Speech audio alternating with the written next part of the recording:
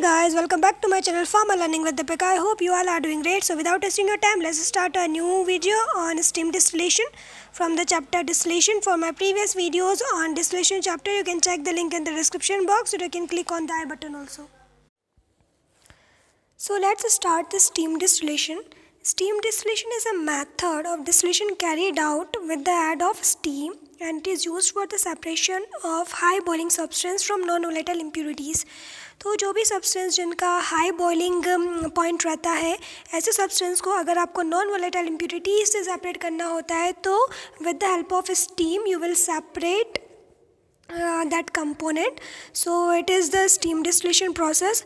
So basically जितने भी high boiling liquids रहते हैं वो simple distillation method के थ्रू आप separate नहीं करवा पाते हो, since the constituent in the mixture tend to decompose at higher temperature. तो बेसिकली क्या होता है कि हायर टेम्परेचर पे ये जो कंपाउंड्स रहते हैं वो डिकम्पोज होने के चांसेस रहते हैं. जितने भी केमिकल कॉन्स्टिट्यूएंट अगर उसमें प्रेजेंट होते हैं तो डिकम्पोज होने के चांसेस रहते हैं, इसलिए आप स्टीम का यूज़ करवाते हो फर्स्ट में. सो ऐसे केसेस में आप क्या करते हो, स्टीम डिस्टिलेशन को यूज़ करवाते हो. तो बेसिकली स्टीम डिस्टिलेशन आपके जितने भी इमिसिबल लिक्विड्स हैं उनके सेपरेशन के लिए you have to use that steam distillation process. So the substance which are insoluble in water and not decomposed by the heat or the steam provided, not decomposed by the heat, or you can provide the steam for the distillation. So the distillation under reduced pressure, आप distillation under reduced pressure भी use कर सकते हो ऐसे components के लिए जो कि ज़्यादा अगर हीट प्रोवाइड करवाते हो तो जो डिकम्पोज हो जाते हैं. तो बेसिकली स्टीम डिस्टिलेशन को डिफरेंशियल डिस्टिलेशन टेक्निक भी बोलते हैं. अब let's talk about its principle. So जितने भी इमिसिबल लिक्विड्स रहते हैं वो आपके बॉयल होना स्टार्ट हो जाते हैं जब भी आप जो वेपर प्रेशर रहता है उनका वो वेपर प्रेशर एटमॉस्फेरिक प्रेशर के इक्वल्स टू होता है. जैसे कि मैंने हमेशा से बताया है कि बॉइलिंग कब स्टार्ट होती है, जब आपका एटमॉस्फेरिक प्रेशर और आपका वेपर प्रेशर जो रहता है वो इक्वल्स टू में जाता है तो बॉइलिंग होना स्टार्ट हो जाती है. तो ऐसे इमिसिबल लिक्विड जब आप उनको हीट प्रोवाइड करवाते हो तो उनका जो वेपर प्रेशर रहता है वो एटमॉस्फेरिक प्रेशर में इक्वल्स टू आता है तो लिक्विड स्टार्ट हो जाता है बॉयल होना. ठीक है. तो in case of the mixture जैसे कि वाटर और टर्पेंटाइन की बात करते हैं तो जो मिक्सचर रहता है वो उसके below it's boiling point start हो जाता है.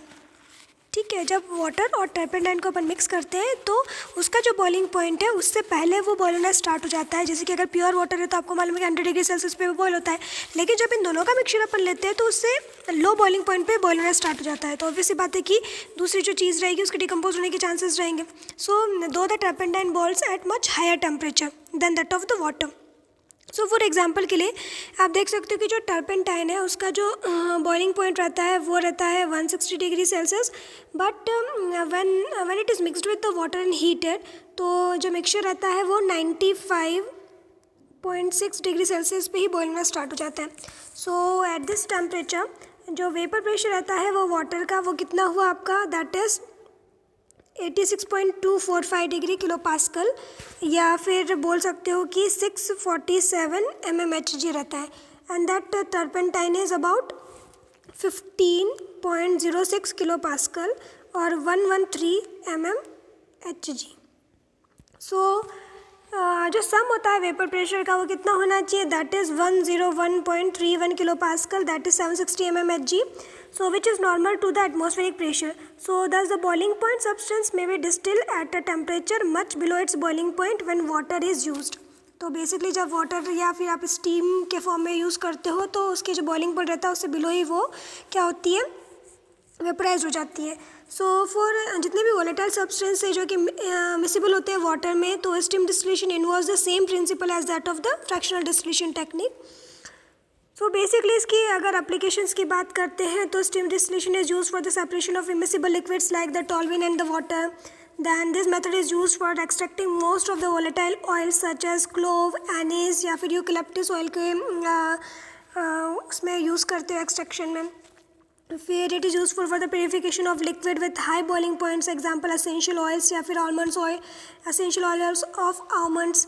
फिर जो कैम्फर रहता है वो भी इसी मेथड के थ्रू डिस्टिल्ड होता है। फिर एरोमेटिक वाटर्स रहते हैं तो इसी मेथड के थ्रू प्रिपेयर होते हैं। फिर अगर एडवांटेजेस की बात की जाए तो बेसिकली जितने भी वॉलेटाइल सोल्ट रहते हैं वो इनको अगर लोअर टेम्परेचर पे सेपरेट आउट करना रहता है तो you can use that steam distillation technique. तो without any decomposition you can get that volatile oils, और without the loss of aroma also you can get that volatile oils with the help of steam distillation technique. So अगर ऐसे compound जिनकी volatility बहुत ही लो रहती है तो it can be satisfactory distilled provided its molecular weight is considered at higher than that of the water. फिर अगर disadvantages की बात करते हैं बेसिकली तो it is not suitable when immiscible liquids and water react with each other. जब भी immiscible liquids और वाटर एक दूसरे के साथ में रिएक्ट हो जाते हैं तो उस कंडीशन में you can not use that steam distillation technique. अब उसके बाद में इसकी असेंबली की बात करते हैं तो बेसिकली जो इसका असेंबली या फिर बोलो कंस्ट्रक्शन, तो it consist of a metallic steam can. As you can see that in the diagram it is the metallic steam can fitted with the cork having two holes. So through one holes long tube is passed to reach almost the bottom of the steam generator becomes too much. Water will be forced out of it and the pressure will be relieved.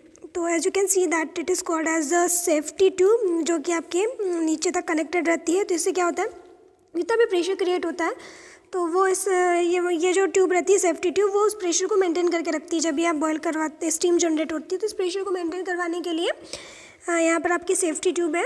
So moreover when steam start comings out from the safety tube it indicate that the steam can is almost empty. तो जब मतलब कि stems बाहर आने लग जाती है तो ऐसा फील होता है कि जो आपकी स्टीम कैन है वो पूरी ऑलमोस्ट एम्प्टी हो चुकी है। सो एक दूसरा जो होल रहता है इसमें एक बैंड ट्यूब रहती है जो कि दूसरे जो आपका फ्लास्क रहता है उससे कनेक्टेड रहती है। सो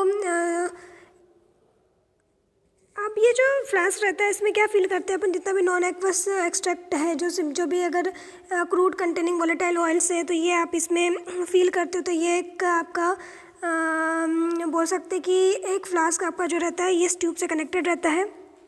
फिर उसके बाद में जो ये बैंड ट्यूब है, ठीक है, तो बैंड ट्यूब है और ये फ्लास्क है तो इसके साथ में वापस ये आपके कंडेंसर के साथ में कनेक्टेड रहता है। और फिर यहाँ पर आपका एडाप्टर से रिसीवर के साथ में कनेक्टेड रहता है। तो you can condense the vapour जो भी आएगी तो वो कंडेंसर की हेल्प से कंडेंस करके you can collect it from the receiver.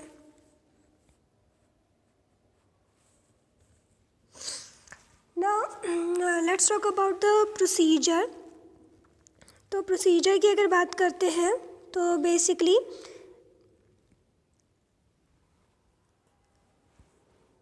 जितना भी नॉन एक्वस लिक्विड रहेगा उसको अपन फ्लास्क में प्लेस करेंगे। जैसे कि यहाँ पर जो फ्लास्क था बैंड वाला फ्लास्क, यहाँ पर आपका स्टीम वाला था, फिर यहाँ से आपका बैंड फ्लास्क कनेक्टेड था। तो इस बैंड फ्लास्क में क्या डीप करेंगे डालेंगे पर नॉन एक्वस लिक्विड फिल करते हैं। फिर एक स्मॉल क्वांटिटी ऑफ वाटर इसमें ऐड करते हैं और स्टीम कैन को, ये जो स्टीम कैन रहती है इसको वाटर के साथ में फीड करते हैं। फिर स्टीम जनरेट होती है and the flask are heated simultaneously so that the uniform flow of the steam pass through the boiling mixture. तो ये जो बॉइलिंग मिक्सचर है इससे एक स्टीम आपकी यूनिफॉर्म स्टीम फ्लो होती रहेगी। तो इसके लिए आप ऐसा मेंटेन करके रखोगे कि यूनिफॉर्म स्टीम यहाँ से जनरेट हो सके।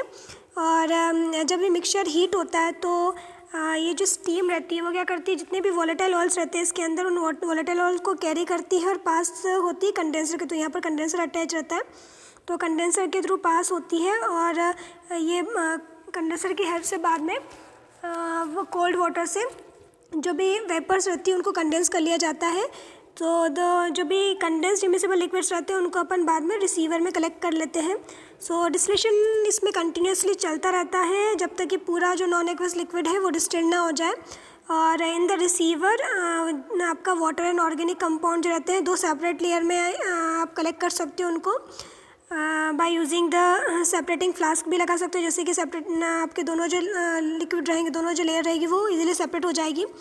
सो for the volatile substance which are miscible with water, ऐसे अगर कुछ वोलेटाइल सब्सटेंस रहते हैं जो कि आपके वाटर में मिसिबल होते हैं तो उनको सिंपल डिस्टिलेशन टेक्निक के थ्रू भी आप बाद में सेपरेट करवा सकते हो, या with the help of fractional distillation also you can collect the miscible liquids from the water. So this is the working. That's all for today. Thank you for watching. I hope you are liking my videos. If you like my videos, then subscribe to my channel and share my videos as much as you can with your friends and family members. Stay safe and healthy. Bye bye. Take care.